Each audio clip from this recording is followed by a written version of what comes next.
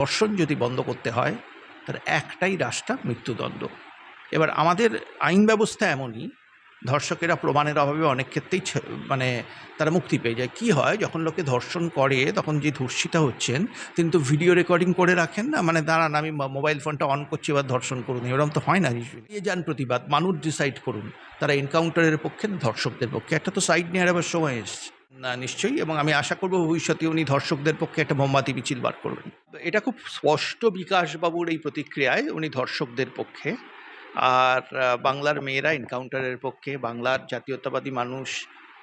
আর মমতাকে কাল যা দেখলাম ভয় লাগছে, মানসিক চিকিৎসার প্রয়োজন। দলের একজন কর্মীকেই চড় মারলেন। আর মুখ চোখের যা ভঙ্গিমা, এটা আমি রাঁচিতে গেছিলাম, রাঁচিতে অনেক যারা অসুস্থ রোগী তাদের এরকম ভঙ্গিমা একসময় দেখেছি।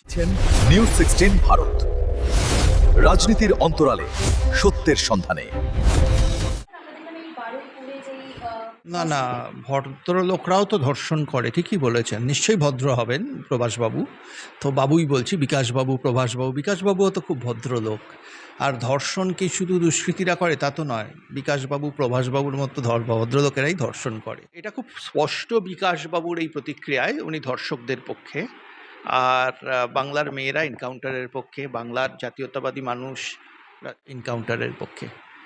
তো এখন এটা মানুষকে চুজ করতে হবে। মানুষ এনকাউন্টারের পক্ষে, যা আমি কথা বলে জানতে পারছি মানুষের সাথে, মহিলারা সবাই এনকাউন্টার চাইছেন ধর্ষকদের, আর বিকাশবাবুরা ধর্ষকদের পক্ষে দাঁড়াচ্ছে। এখন বিকাশবাবু তো অপরাধীদের পক্ষে দাঁড়ানোর একটা রেকর্ড তৈরি করে ফেলেছেন অলরেডি। উনি অভিষেক মমতার পাশে দাঁড়াচ্ছেন, এখন ধর্ষকদেরও পাশে।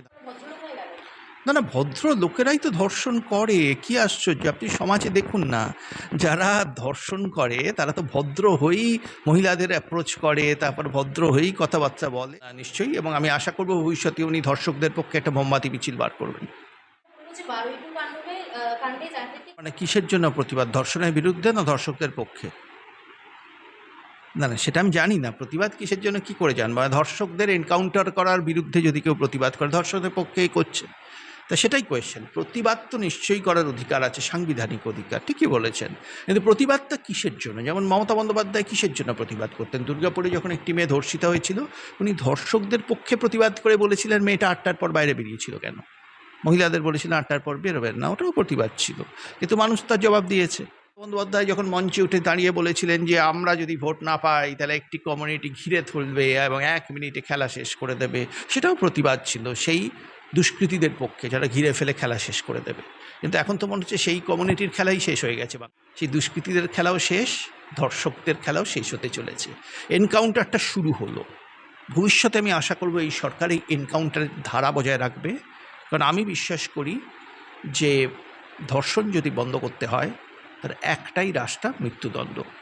এবার আমাদের আইন ব্যবস্থা এমনই, ধর্ষকেরা প্রমাণের অভাবে অনেক ক্ষেত্রেই মানে তারা মুক্তি পেয়ে যায়। কি হয়, যখন লোকে ধর্ষণ করে তখন যে ধর্ষিতা হচ্ছেন তিনি তো ভিডিও রেকর্ডিং করে রাখেন না, মানে দাঁড়ান আমি মোবাইল ফোনটা অন করছি এবার ধর্ষণ করুন, এরকম তো হয় না।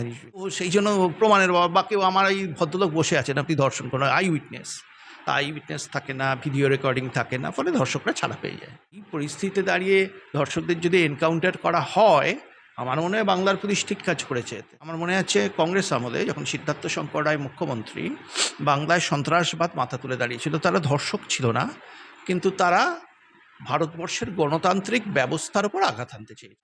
তো সিদ্ধার্থ শঙ্কর রায় কিন্তু প্রচুর এনকাউন্টার করিয়েছিলেন তখন সেই নকশাল নেতাদের, নকশাল কর্মীদের। এবং তিনি যদি সেদিন এনকাউন্টারগুলো না করাতেন, আজ হয়তো বাংলা শান্ত থাকতো না। বাংলাকে অশান্ত করা হয়েছিল একটা বিদেশি রাষ্ট্রের চক্রান্তে, অনেকে মনে করেন। তো একইভাবে আজকেও বাংলাকে আবার অশান্ত করার চেষ্টা করা হচ্ছে। এর পেছনে সাম্প্রদায়িক উস্কানি রয়েছে, এর পেছনে বিদেশি রাষ্ট্রের চক্রান্তও থাকতে পারে। সুতরাং এক্ষেত্রে এনকাউন্টার, যদি কলকাতার মহিলাদের বাঁচাতে হয়, যদি এখানে শান্তি স্থিতি বজায় রাখতে হয়, এনকাউন্টার করা ছাড়া কোনো রাস্তা আছে বলে আমার মনে হয় না। এটা শুরু, আমি এটাই আশা করব। কে যান প্রতিবাদ, মানুষ ডিসাইড করুন তারা এনকাউন্টারের পক্ষে না ধর্ষকদের পক্ষে। একটা তো সাইড নেওয়ার আবার সময় এসছে। ভিডিও আছে, আপনারা প্রমাণ জোগাড় করে নিতে পারেন, তারপর বলতে পারে তিনি এগুলো ফেক ভিডিও দিয়ে বানানো হয়েছে। তো যাই হোক, ভাগ্য ভালো উনি ধর্ষণের প্রমাণ চাইননি। এবার হয়তো বলবেন কোন দিন এই ধর্ষণগুলো হয়েছে তার প্রমাণ দিন, তো ভিডিও দেখান, কোথায় ধর্ষণ দেখান ভিডিও।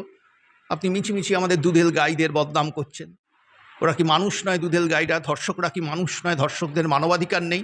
এসব বলবেন হয়তো। আর মমতাকে কাল যা দেখলাম ভয় লাগছে, মানসিক চিকিৎসার প্রয়োজন। দলের একজন কর্মীকেই চড় মারলেন। আর মুখ চোখের যা ভঙ্গিমা, এটা আমি রাঁচিতে গেছিলাম, রাঁচিতে অনেক যারা অসুস্থ রোগী তাদের এরকম ভঙ্গিমা একসময় দেখেছি। তা আমি চলে গেছে বলে পাগল হয়ে যাচ্ছেন নাকি? সুস্থ মস্তিষ্কের মানুষের আচরণ নয়। ইভেন বিকাশবাবুর আচরণটাও খুব একটা সুস্থ বলে আমার মনে হয় না, যেভাবে রাস্তায় দাঁড়িয়ে গোমাংস খান। আরে বাবা, গোমাংস খাওয়ার মধ্যে কোনো অসুবিধে নেই, ঘরে বসে খান না। আর যদি গোমাংসই খান দেখিয়ে দেখিয়ে, তাহলে শুয়োরের মাংস খেলেন না কেন? প্রশ্ন তো উঠবেই। যেভাবে দর্শকদের হয়ে সরব হচ্ছেন, দুর্নীতিগ্রস্ত হয়ে সরব হচ্ছেন, আমার মনে হয় ওনারও বোধহয় সেই সোডিয়াম পটাশিয়ামে কিছু একটা গণ্ডগোল হয়ে গেছে। মানে আমি চাই মমতা বিকাশরা একসাথে সুস্থ হয়ে উঠুক। গালিমালিত্ব করার জন্য এরকম, কারণ মমতা যে কংগ্রেসে ছিলেন, তারা নেতাজিকে একসময় বহিষ্কার করেছিল 6 বছরের জন্য। বিকাশের দল একসময় নেতাজিকে তোজর কুকুর বলেছিল, আর এই বিজেপির গান্ধীবাদী নেতা নেতাজিকে দুষ্কৃতী বলেছেন। তো এটা মিল আছে, আলাদা দলে থাকতেও মিল আছে। সুতরাং এটা দলের ভিত্তিতে ভাগ করলে চলবে না। যারা পশ্চিমবঙ্গের উন্নয়ন চান, তারা ধর্ষকদের শাস্তি চান, কাজ করবে, আর না হলে এবারে বিজেপিতেই যোগদান করে নিন। তা উনি বলার কে? ঋতব্রতরা দাবি করছে তৃণমূলটা ওদের আর মমতা বহিরাগত। কারণ মমতা তো জিততে পারেননি, এবার তৃণমূলটা মমতা তৈরি করেননি। মমতা কংগ্রেসে ছিলেন যখন তৃণমূল তৈরি হয়েছিল। যদি জনমত বলি, মমতা হেরে গেছেন, অরূপ রায়, ঋতব্রত, ফিরহাদ হাকিমরা জিতেছেন, তা কী বেসিসে বলছেন? এমপিরা তার সাথে নেই। তো ওনার কথায় ঋতব্রত কি একেবারে গলে লাগতে যাবে? তারপর কাঁচের কামড়ে দিলে কি হবে? চড় মারলে কী হবে? কাল তো দেখলাম নিজের কর্মী কিছু, আরে কর্মীটা রক্ষা করার চেষ্টা করছিল, তাকেই চড় মেরে দিল। এরপর ঋতব্রতর ধারে কাছে যাবে আপনার মনে হয় বিকাশ আর মমতা? কিন্তু ভয়েস স্যাম্পল দিলেন না অভিষেক বন্দ্যোপাধ্যায়। দেবেন কী করে? দিলেই তো জেল, দিলেই তো জেল, প্রমাণ তো হয়ে যাবে। কিন্তু অভিষেক জেল এভাবে আটকাতে পারবেন না, এটাই বলছি আমি। উনি যে রাজনীতিটা করছিলেন, সেই রাজনীতি বাংলায় চলে না। অভিষেকেরও এখানে কোনো জায়গা নেই, এটাই উনি বুঝতে ভুল করেছেন। উনি লড়াই করতে গেছেন শুভেন্দু অধিকারীর মতো একটা জননেতার সাথে, যিনি আন্দোলন করে উঠে এসছেন। মমতা ব্যানার্জির নেতৃত্বে আন্দোলন করে, মানে সুস্থ মমতার নেতৃত্বে আন্দোলন করে। 40 কোটি টাকা ফ্রিজ করে দেওয়া হয়েছে। পার্টির তহবিল, সরকারি না। সুতরাং ওরা করতেই পারেন, ওরা প্রাইভেট লিমিটেড কোম্পানি করতেই পারেন। এখন মুশকিল হচ্ছে, এখন যে দাবিটা ঋতব্রতরা করছেন, পার্টিটা তাদের, অভিষেকের নয়, সেই জন্য এটা ফ্রিজ করে দেওয়া হয়েছে।